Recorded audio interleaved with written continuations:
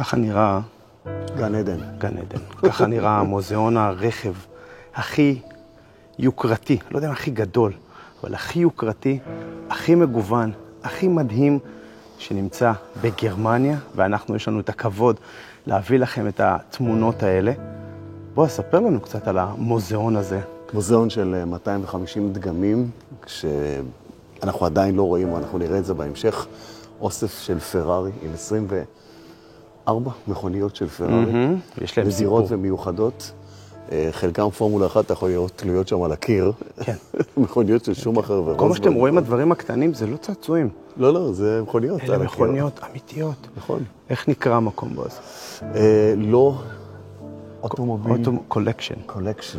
מוזיאום. זה נמצא שעה וחצי מפרנקפורט, פתוח לקהל. תראו את החלל, תראו את העיצוב של החלל מעבר למכוניות שיש כאן. אבל הוולוג הזה, בועז, הוולוג הזה הוא ולוג לפני הכל לחובבי הרכב, ובוולוג הזה אנחנו לא נדבר הרבה. כי אנחנו ניתן לשני המנכ"לים או המנכ"לים המשותפים של המקום הזה, פלוריאן וטובאיוס, לעשות לנו סיור, ואתם תשמעו מהם, ובאמת, זה הזדמנות מאלפת למי שאוהב מכוניות לקבל. הסיפורים שמאחורי. פרארי, זה מדהים לראות את זה, והם יספרו את הכל, וזה יהיה באנגלית, אז אנחנו מתנצלים מראש, שמתקשה, אבל שווה. שווה לנסות לשבת עם מישהו שיודע אנגלית, ולראות את זה. אז זה ככה הצצה. אתה רואה את הדלוריאן? אני רואה פה, אני לא יודע לאן להסתכל בו. כי אגב, הנה ככה נקרא השם של המקום, רק חשוב. הכוונה שתראו את זה כאן. רגע, ככה. הנה זה שם. למבורגיני מיורה. עכשיו אנחנו צריכים להגיד שהתייעצנו עם חבר'ה מישראל, והם אמרו לנו שהרמה פה, רמה גבוהה, פלוס פלוס, אני מצטט. זה מהמוזיאון ברמה העולמית, מהטופ העולמי. מהטופ העולמי. הטופ. הדגמים הם אחד מאחד. לפי אחד מהדירקטורים של המוזיאון, יש להם עוד הרבה מכוניות באוסף. הם יחליפו פה את שיחליפו כאן את התצוגה מפעם כן. לפעם. יפה. אני לא הייתי מחליף, אני לא יודע, אתה יודע, כל אחד שאתה רוצה להוציא מכאן. היית מאמין שזאת אופל? אופל. כל התצוגה הזאת היא של אופל. זה הקונספט החדש שלהם. אופל GT קונספט. כן. אז מכאן והלאה אנחנו... עזוב אופל, אני חייב להראות לך משהו אחד. כן, תראה לי זאת. משהו אחד, בוא. בוא תראה. תסתכל את זאת. צ'י! זאת מון, זאת הקורס המון. כן. שהם חשבו שהיא תגיע לירח, היא לא. היא לא. תראה את המייבך הזה. מאמה מיה, מאמה מייבך. מה זה הדבר הזה? ותראה את זה. לא, כפיר. ה-GT, ה-4GT, רגע. לא האברת הקטנה רגע, הזאת. 4GT בו, אז יש פה. עזוב את ה-4GT, תראה את ה-AMG. אימא. 1. 1-1. AMG 1. זה אחת ויחידה מסוגה. זה ה-AMG 1. והיא נמצאת פה. כן. היא מלא. חשמלית. בקיצור, אתם חייבים לעצמכם, תראו את העיצוב פה, תראו את הדבר המטורף הזה. תראו איך זה נראה. אני לא יודע לאן לכוון את המצלמה, זה באמת לא יהיה הוגן. אני כבר עשיתי את הסיבוב משם, מאחורה. תראה את הבוגטי, שירון. שזה, אגב, אחד הרכבים שהפאונדר, המקים של המקום הזה, אומר, אם תהיה מכונית אחרונה שאני צריך למכור, זה בוגטי. תהיה בוגטי, זאת תהיה הוא אומר, אני חושב שבוגטי, האיש, חשב אחרת מכולם. רציתי לשאול אותו, לא משנה. על עוד אדם אחד שחושב אחרת מכולם. אבל מכאן והלאה אנחנו מעבירים את המיקרופונים לטובאיוס ולפלוריאן, והם ייתנו לכם את הבריף המדהים הזה, ובאמת סיפורים מאחורי הקלעים של פרארי, וזה באמת, זה העשרה, ולוג העשרה מטורף לגמרי. תשמרו את זה, ולכל חובבי הקלאסיות, תשתפו. זה מוקדש בעיקר לכם. נכון, תשתפו. אז רגע לפני שאנחנו הולכים להראות לכם את כל הדברים המדהימים שנמצאים באולם הזה, אני פוגש את דס, שמגיע מ-Car Design Events. How are you, Des? Good to see you again. Last time we met, it was a futuristic design, it was a modern design. What's now with an old design? We want to show you guys that car design it's about passion as well. And when we talk about passion, it's also about classic cars, old cars. So that's why we brought you to the local action here in Dietzelstahl to show you during the 2 days the fantastic collection here, but also some cars outside which you are able to drive. And we hope you have a lot of fun here. Yes, that's for sure. We have a lot of fun, but still, the connection between you as a group to the idea, is it a one-off or will we see more classic events? No, this will be. This is the first CDE Classic, but we'll definitely plan to do it again next year. Okay. We look forward to seeing you again next year. We will be for sure. And which classic car talk to you or speak to your heart? This is the special Ferrari exhibition here. This one is gone next year. So when you come back next year on CDE Classic in 2025, there will be something new. There will be something new. רגע לפני שאנחנו מעבירים את המיקרופון לחברים, שימו לב, זה מנוע של בוגטי. 2 מנועי V8 שמחוברים להם ביחד. תראו את היצירת אומנות הזאת. איך היא נראית? בוגטי שירון 2016, 1500 PS. עכשיו, סתם להבין את העולם הזה, מנוע של רימק. מפיק באזור 1400 כוחות סוס. אבל תסתכלו את המימדים של זה. 900 קילוואט. 900 קילוואט זה 1222 כוחות סוס. תסתכל כמה קטן. מה היית לוקח? ברור שזה. איזה רעש משמיע זה ואיזה רעש משמיע זה. איזה רעידות עושה זה, איזה רעידות עושה זה. לא רעש. מוזיקה. צלילים. מוזיקה.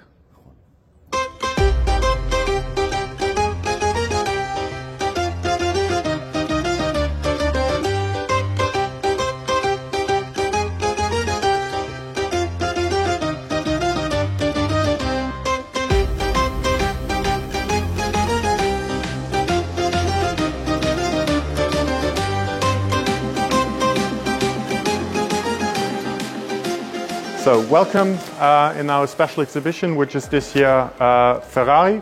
So we have street cars and we have race cars, and we will explain something to you.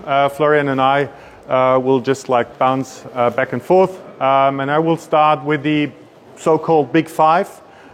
So those are the limited cars by Ferrari, and the first one was the 288 GTO, and you can see the evolution of cars on the backdrop over there.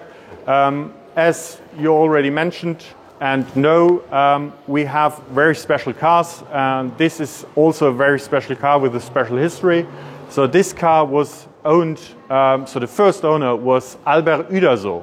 He was the inventor of Asterix and Obelix. So this is quite a special story. So Albert Uderzo was a big Ferrari collector. He collected the limited cars as well as racing cars like the 412P and stuff like that. So he was really, really into Ferrari.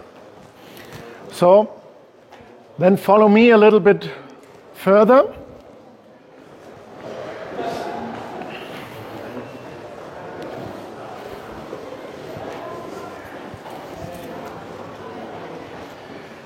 So when Ferrari decided to do their first limited edition supercar with the 288 GTO, they decided that you had to be a very good customer of Ferrari in order to get one. But no matter how good of a customer you were, they were all red. Same went for the F40. You had to be a good customer, but you had no choice of color. And if today there are GTOs or F40s in different colors than red, then all of them were painted aftermarket. So none of them are originally have left the factory in red. None. When it came to the F50, again you had to be good friends with Ferrari to get one. But if you were very good friends with Ferrari, you had a choice of color and of special options. So with the F50, there are a few in dark red called Rosso Bacchetta, in silver, in white, in yellow, in black, and so on. And there are two in the world that left the factory with golden wheels. And this is the second one of those. How do we know? because we have the correspondence between the customer who already owned the GTO and the F40 with Ferrari, and he sent them a picture. And he sent them a picture of the first one with the golden wheels, and he said, don't tell me you can't do it because you did it before. And so this is one of two cars with golden wheels. And now you might ask yourself, why would the customer choose golden wheels? And the reason for that is on the other side. There we have Formula One race cars from the 70s. And in the 60s and 70s, the works Ferraris were running on golden wheels.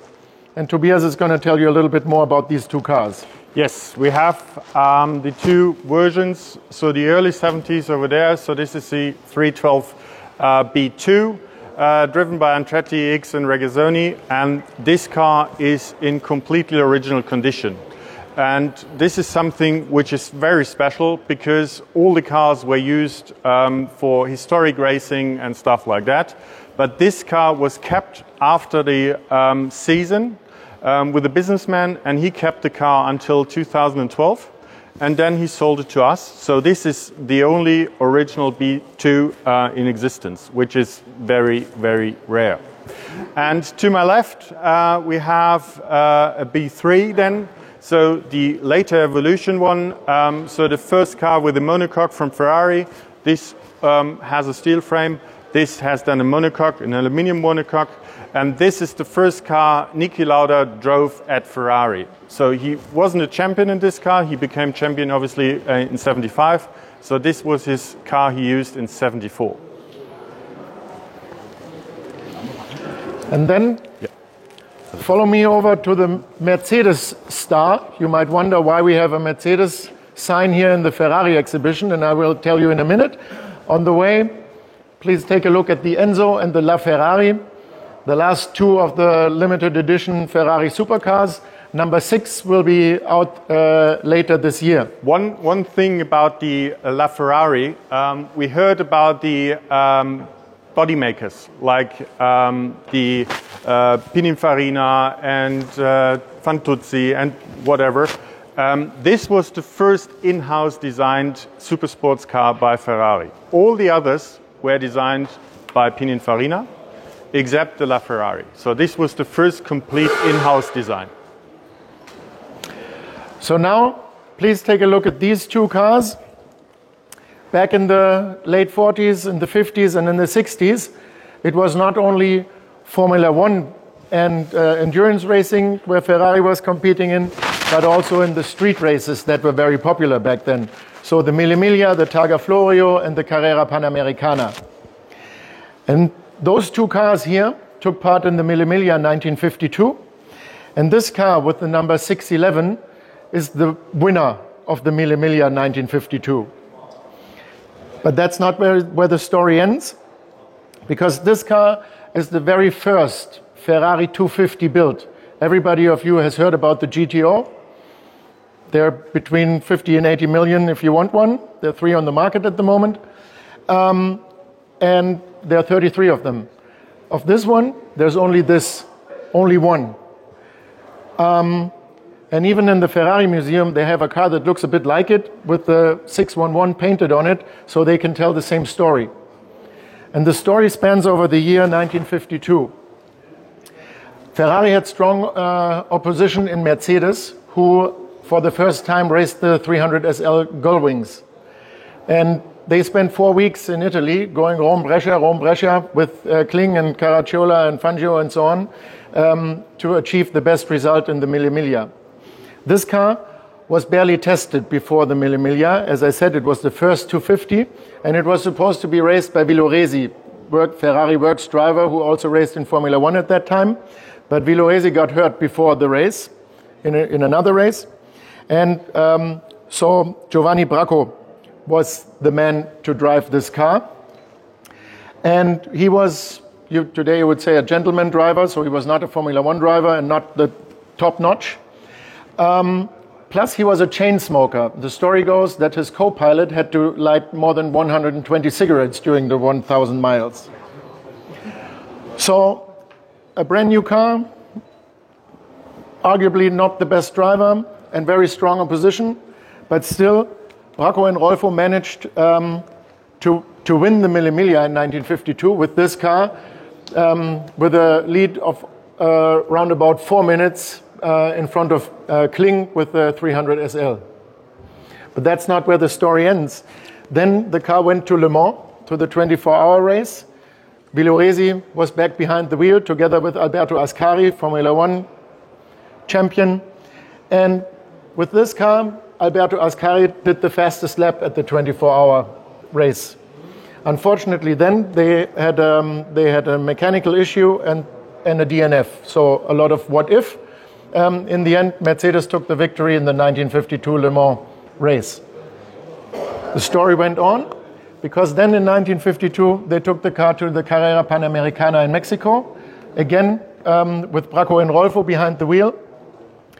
And the car was leading against the strong opposition from Mercedes, but then they had a gearbox failure, and Mercedes won again. So at the end of the year, 2-1 for Mercedes, and that's why we have the star here, and have these two cars sitting here. By the way, both cars were designed by Vignale, and the Spider here is the only Ferrari that does not belong to the collection, that is on loan from a friend that's also a Ferrari collector. So we're moving on over here. Alle Autos uns gehören. Alle. To one of the most iconic cars, I would say, in the collection. Also insgesamt sind 4 This Autos, is the abgesehen von den Opels, sind 4 Autos, die nicht 330P3. So it was born as a 330P3 and was driven in Le Mans 66. So you obviously know all the film about Ford versus Ferrari in 66, and this car tells the story then. So the car took part in 66, and you can see the evolution of paint. 66, as Florian told before, golden wheels, so it was a work-centric car. Obviously, didn't win, didn't get second or third, because the 3 Fords had the victory 1, 2, 3 on the home ground, more or less, in Europe with the American Ford power. Then the car was sold in the beginning of 67 to the North American racing team, Luigi Chinetti. And the car became then not a work-centric car anymore, but entered the 24 hours of Daytona. And then Ferrari struck back on the home ground of Ford. And they won 1, 2, 3, like the Fords did 1 year before. And this is the third-placed car from Daytona 67. And then you can see the car raced in Le Mans, unfortunately not so successfully like in Daytona this year, in white with the blue stripe for the American nation color in Le Mans 67. And this is, for me personally, one of the most beautiful cars in the world. And yeah, this is one of our really, really highlighted cars, and that's why it's just like on the black surface and on his own platform. So follow me to the Formula One car over here in the corner, please. I've heard you were in a Porsche.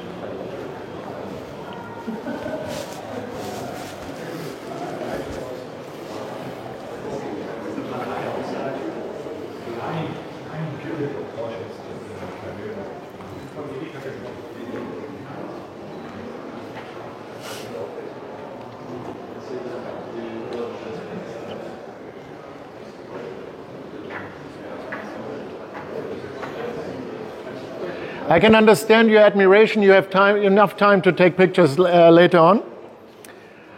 Yesterday you already saw the Ferrari Formula One car that Michael Schumacher won his first championship with Ferrari from the year 2000. That was the start of a very successful era for Ferrari and Michael Schumacher. They won 5 consecutive championships. And this particular car is one of 5 cars used for Schumacher and Barrichello in the 2004 season.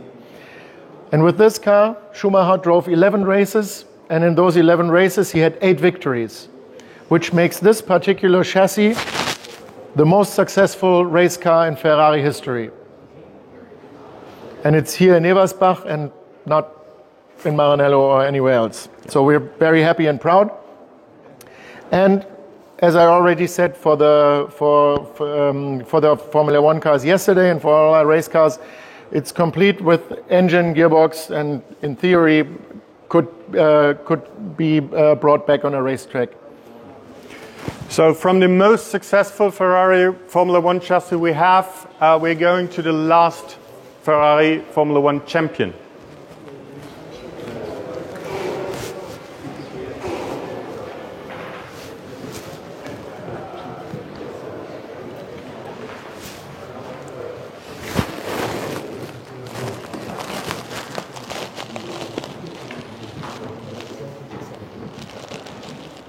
So after the 2004 championship for Michael Schumacher, it took Ferrari a couple of years to get champion again, and it is obviously the last championship for Ferrari since.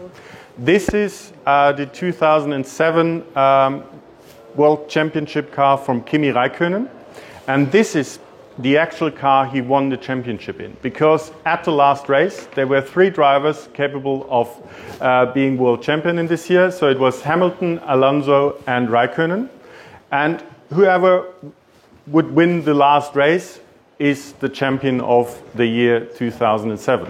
So Kimi Räikkönen won this last race in Brazilian and obviously was then the champion. Hamilton was on the 7th place and Alonso was on 3rd. So this was a very, very close race and one of the closest, I guess, in Formula One history. And this is actually the real car Kimi won the championship in. Again, complete car. The original steering wheel is behind in the cabinet, so you can have a closer look. We have a spare engine over there. So this is, again, the full package with the helmet of Kimi from this year, engine and the original steering wheel. So full package, and it ticks all the boxes.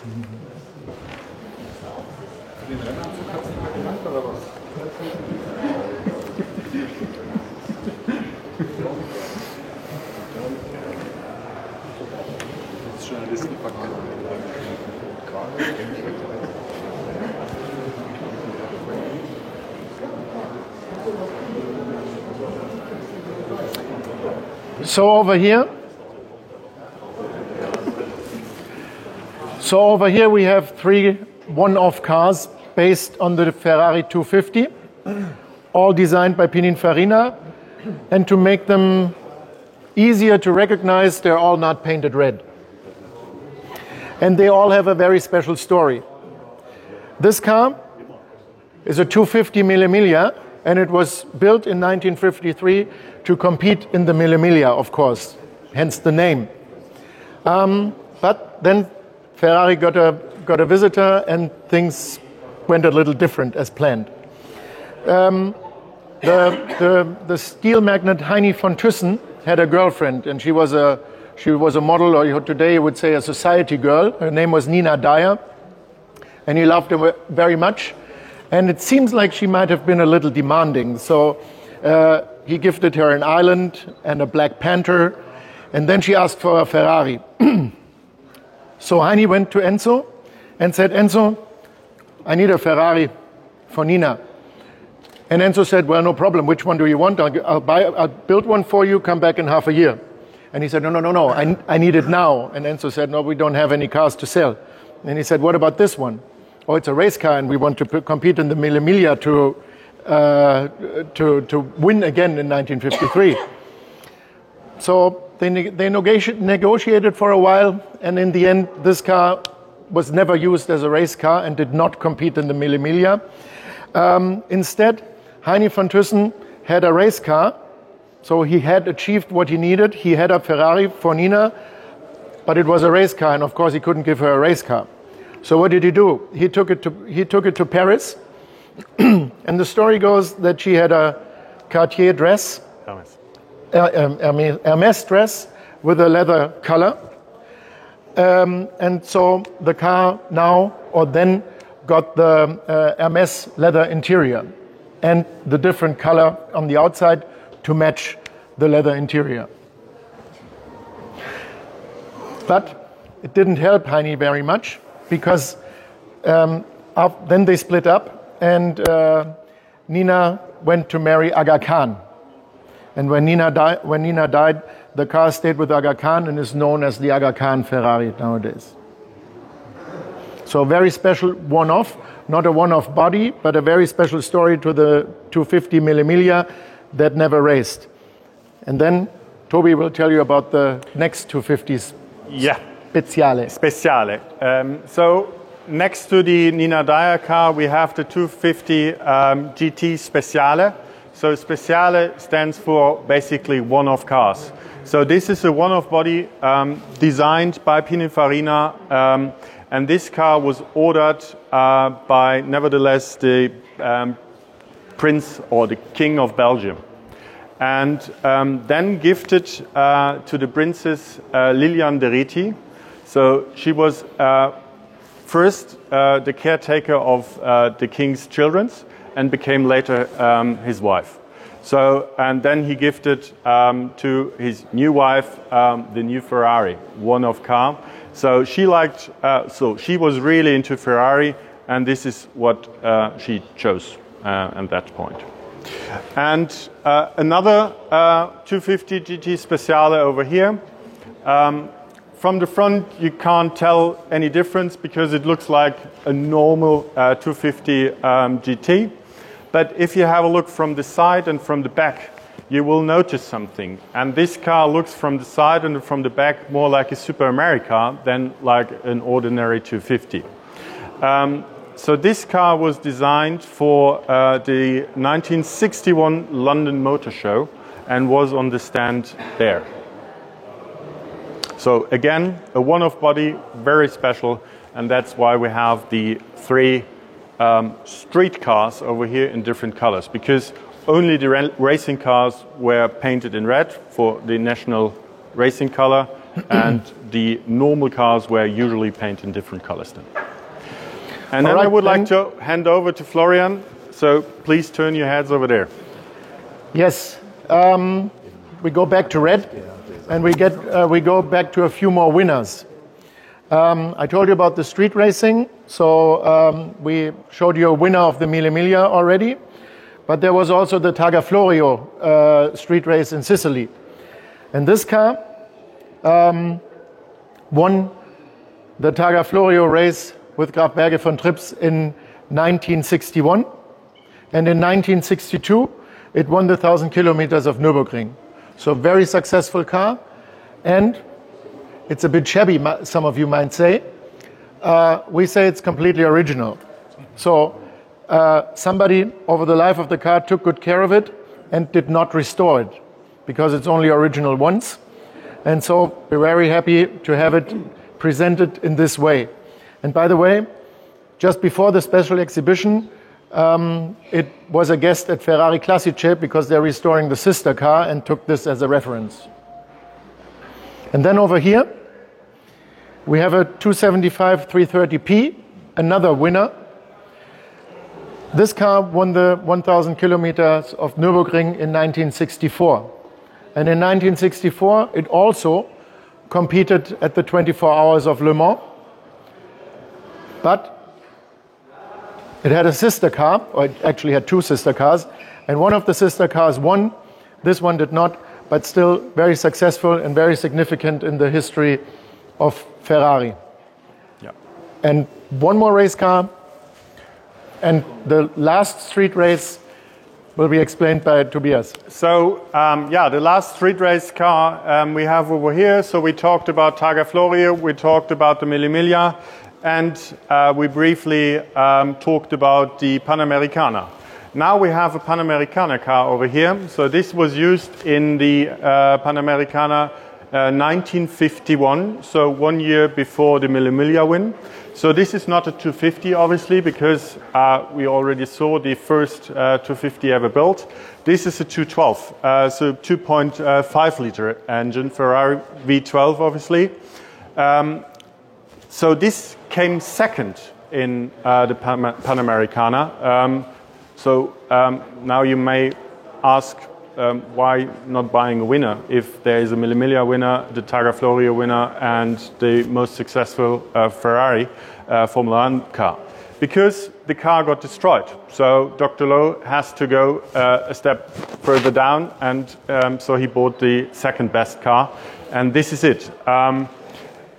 Very special in different ways. So they cut just like a small hole into the fender. So the driver and the co-pilot had the chance to look on the rear and see the tires, the profile of the tires through a small hole in the fenders. I'll show you, I'll open the gate in a minute and you can have a look. It's really, really beautiful made, so just like a little cap closes then, so you don't have dust in the interior. So very cool details like the indicators on the side. And then you may recognize the Centro Deportivo Italiano. So this was officially a coffee somewhere in Mexico. But the cars didn't went back to Italy. So Ferrari sold all the cars through the Centro Deportivo over there and just took the money back. So it was much lighter to get the money back than the cars.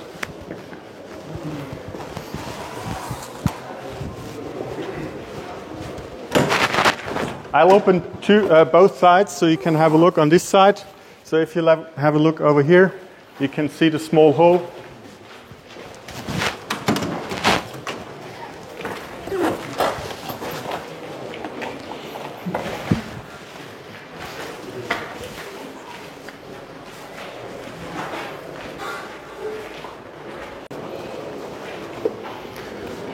So here we have a car painted in the German national colors.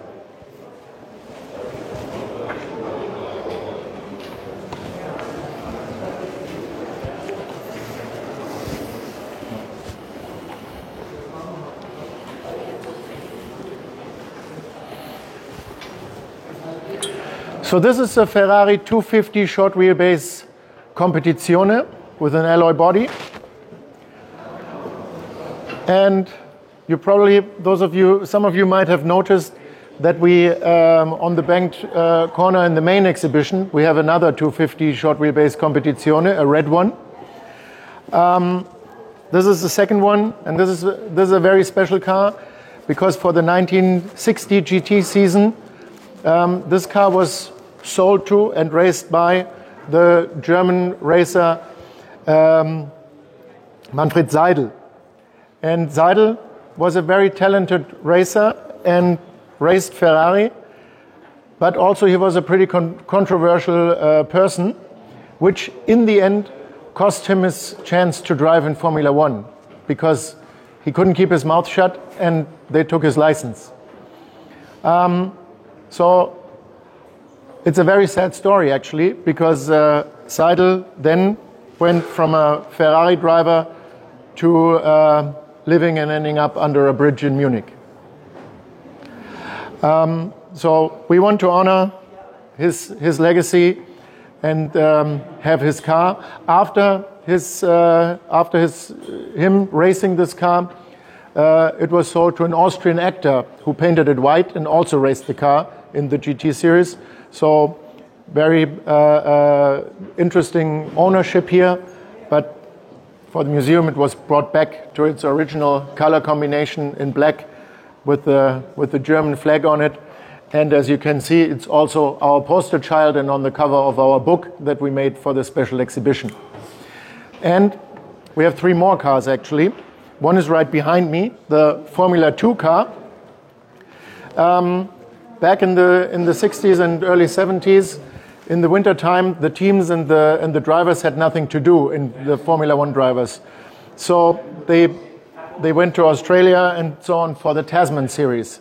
And this car won, it's actually a Formula 2 car, and Chris Amon won the Tasman series with this car. So another winner. And then you notice the Daytonas on the ground floor already. There's a brown street car. The color is called Nocciola. It's a very rare and very nice, very beautiful color. And the car with the Thompson sponsorship is the most successful racing Daytona in Ferrari's history.